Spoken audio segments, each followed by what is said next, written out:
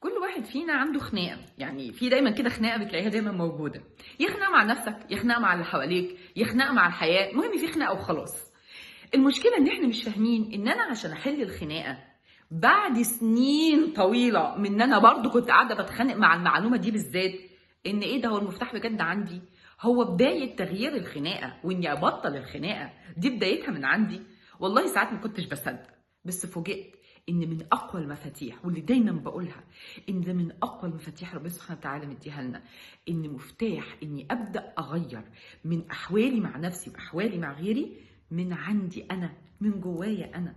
عارفين لما تحسوا كده بقوه وتمكين ان انا ربنا حاطط جوايا هذه القدره اني ابدا اغير افكاري واغير استقبالي للاحداث اللي بتحصل حواليا، وابدا اغير استقبالي للمفاهيم والمعلومات اللي انا كونتها عن حياتي في الفتره السابقه.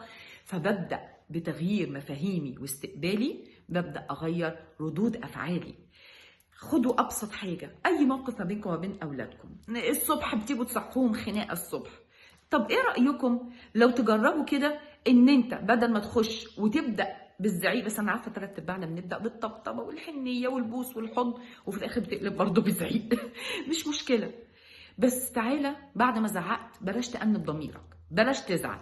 بعد ما زعقت خد ابنك في حضنك وطبطب عليه، قول له يا ابني ده انت طلعت روحي، بس يلا معلش ما انت برضه حبيبي. ايه رأيكم نعمل كده؟ حاجة بسيطة، مش هتاخد مننا مجهود، بس اقل ما فيها لو انا مش قادر لسه ابطل ازعق او ابطل اني اتنرفز، طب اعمل حاجة بعدها تكسر الموضوع، علشان خاطر اقول لنفسي ايه ده في حاجة ممكن تتغير يا جماعة، ده في حاجة اهو. ماشي، جربوا ده ولو اسبوع وقولوا لي النتيجه ايه.